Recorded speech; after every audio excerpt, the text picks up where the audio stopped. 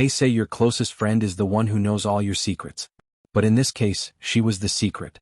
Welcome to Brookhaven, not the big city one you're thinking of, but a quiet lakeside township where the same families have occupied the same clapboard houses for 3 generations. The kind of place with a single main street, a diner that still rings up on a brass register, and a church that does more town announcements than the city council. In a place this small, people don't just know your name. They know your grandmother's recipe for peach cobbler, and that you prefer the crimped crust. 2 names mattered most in this story: Emily Hart, 27, an ICU nurse with an instinct to fix the broken, and Sienna Vale, the best friend she'd had since middle school. They were opposites that clicked. Emily, measured, schedule-bound, the kind of voice that calmed you at 3 a.m. Sienna, creative chaos, a photographer who lived out of tote bags and coffee cups, always 5 minutes late and somehow right on time. On the second Friday in May, the town prepped for its annual Harbor Lights Festival. Paper lanterns floating across the inlet, a tradition for wishes whispered under breath. Emily had the weekend off, rare for ICU staff, and plans with Sienna. Dinner, festival, then a sunrise hike tomorrow.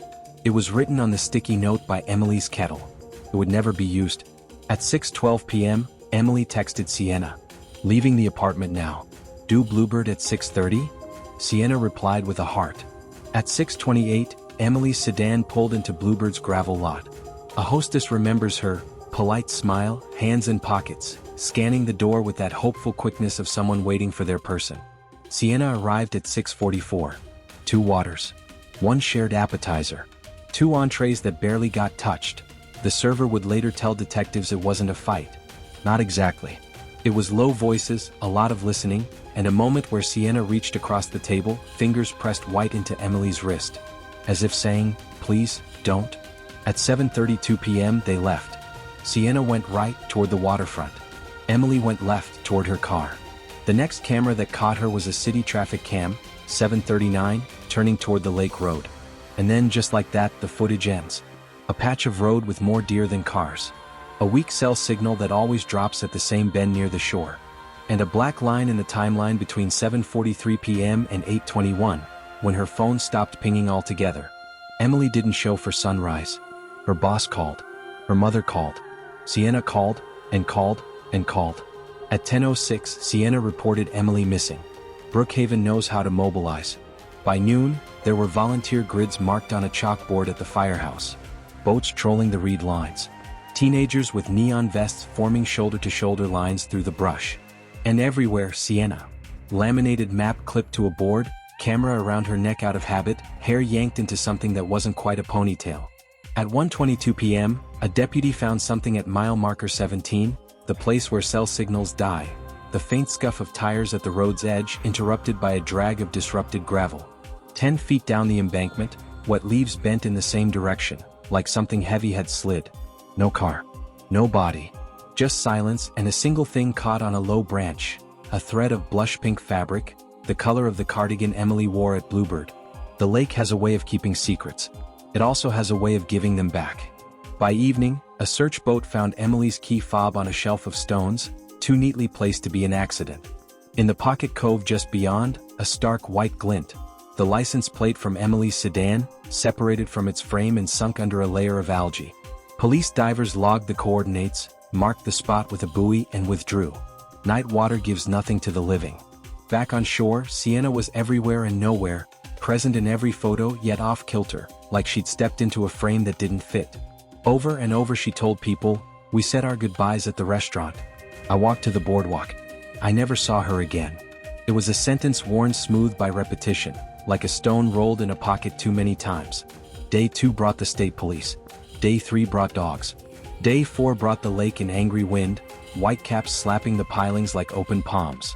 On the morning of Day 5, the divers found Emily's car, 33 yards offshore, nose down in a silk of silt, windows closed, the rear windshield spidered out like frost. Inside, a coffee tumbler. 2 quarters in the cup holder. Emily's canvas tote, but no wallet, no phone. No Emily. Police briefings got quieter. Reporters stopped driving in. The town did the thing small towns always do. They went back to work while keeping one hand on the radio. But the thing about silence is that it amplifies small sounds. And eventually, someone hears the thing they weren't supposed to. A waitress at Bluebird stepped forward. She remembered a detail, Sienna's hand on Emily's wrist, and Emily saying one line. "I'm going to tell him tonight." "Tell who about what?" Detectives asked Sienna. She said she didn't know. She did. Police worked the tech angles, tower dumps, geofencing. Among the numbers that lit up along the lake road between 7:30 and 8 p.m., one repeated at suspicious intervals. A prepaid phone, activated 3 days before Emily vanished, used only in the corridor between Bluebird and mile marker 17. When they knocked on the post office box that owned it, the clerk shrugged. Boxes don't talk, but business records do. On the purchase receipt for that prepaid, a name from a linked debit card, Sienna Vale. Confronted, Sienna had an answer ready. "I bought it for a project." Street portraits. Anonymous contacts. "It has nothing to do with Emily." The detective nodded like he agreed, but he didn't. Because the prepaid had pinged 3 times in a 5-minute span near the turnout above the lake. And one of those pings overlapped the exact moment Emily's phone died. At the same time, forensics were making their own quiet music. The blush pink fiber from the branch matched Emily's sweater, and a single dog hair woven under its thread matched Sienna's terrier, a dog that had never set foot in Emily's car, according to Sienna. Small town, big mistake. Detectives asked Sienna to walk them through her night. Again. And again. Each time the same, dinner, boardwalk, home. Her voice got steadier. Her eyes got calmer. That's the thing about rehearsed lines. They harden. They sound convincing, until you ask the one question the speaker didn't prepare for. Why did Emily say she was going to tell him? Sienna blinked. "I don't know who she meant." "Then why did you text her ex-boyfriend at 7:52 p.m.? Silence. Mark, carpenter, quiet, hopelessly decent, cooperated from day one. He hadn't seen Emily in months. But he did get a text the night she vanished from a number he didn't recognize, asking if he'd be home. He ignored it. That number? The prepaid. Week 2 brought heat. The lake dried its skin and showed its scars. A shovel head, 2 rusted bikes, and something else near the inlet reeds. A phone case, gray, battered, with a cracked corner where Emily always worried it might break. DNA confirmed it. Inside the case's ridge, a smudge of blood so faint it vanished under ordinary light. Under alternate light, it flared. The lab matched it to Emily. And beneath that, in the flat of the rubber? Another partial print, too warped for a clean ID, but enough to say it belonged to a woman with small hands, recent hangnail tear on the ring finger. Detectives asked Sienna to hold out her hands. There was a crescent healing. On day 16, as the town's hope thinned to a filament, fishermen found what the divers couldn't. 40 yards from where the car had been pulled, lodged under a submerged log, a shape in a pale cardigan. They recovered Emily at dawn. She had water in her lungs. She had bruises on her wrists. She had lake reeds caught in her hair like ribbons. She did not have her necklace, a small silver wishbone charm, the one she never took off. The autopsy said drowning. The bruises suggested restraint. The time of death window sat like a lead weight, between 8:05 and 8:25 p.m. That meant someone had been with her after she left Bluebird. Someone who knew the dead zones, the quiet laybys, the places you could pull off without 2 passing headlights seeing you. And there was just one person who placed herself on that boardwalk alone, with a prepaid that moved like a shadow alongside Emily's last pings. You can line up the data points like pushpins and still miss the thread that ties them. The thread was jealousy, complicated, old, and patient. Phone records told a different story than Sienna's mouth did. In the weeks leading up to the disappearance, Sienna and Mark texted frequently. Nothing romantic. Logistics about helping him shoot photos of custom tables, and subtle check-ins about Emily's schedule. Sienna told herself she was being a friend, making sure there wouldn't be an accidental run-in that would rewind Emily into a relationship she'd finally stepped out of. But texts escalate. Lines blur. The one person Sienna always warned Emily about had become Sienna's confidant.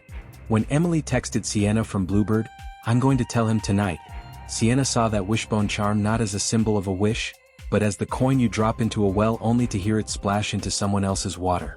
Detectives confronted Sienna. She didn't fold. Not yet. But she stopped rehearsing and started editing. She admitted to buying the prepaid. She admitted to texting Mark. She did not admit to following Emily. She couldn't. Because if she did, she would have to say why. The answer came from a place no one expected. Sienna's camera bag. Detectives seized it on a warrant to process for lakefront soil. What they found instead were Polaroids, Sienna's art for herself. One caught Emily in a candid, sun-flared laugh on the pier. Another caught Mark's profile in his workshop, sawdust in his hair. A third showed the wishbone necklace on Emily's collarbone, captioned in black marker, "Some things you don't deserve to keep." Jealousy wears many masks: protector, critic, sister, savior. This one wore the mask of a friend trying to keep another from making an old mistake. It also wore the mask of wanting what belonged to someone else.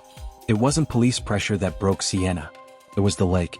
When the wishbone necklace surfaced, snagged in a fisherman's line, pulled bright and impossible from the water, the last story Sienna had told herself came apart. The necklace had been in her apartment. She knew because she had put it there. In a drawer. For safekeeping. That's what she told herself when she tugged it from Emily's throat in a moment of wild, panicked grasping on the shoreline, as if taking the symbol would let her hold on to the person. Visual, non-graphic dramatization, two silhouettes at the lake edge, a glint of chain snapping, a foot slipping on shale. She didn't call 911. She put the necklace in her pocket. She drove home. She cried until morning. Then she organized a search party. The law doesn't measure your tears. It measures your choices. In court, the charge wasn't murder. The DA went with manslaughter and tampering with evidence. The lake, the bruises, the timeline, they made a case for recklessness that stole a life, not a pre-planned killing. Sienna's attorney asked the judge to see the girl who'd grown up braided to Emily like ivy to brick.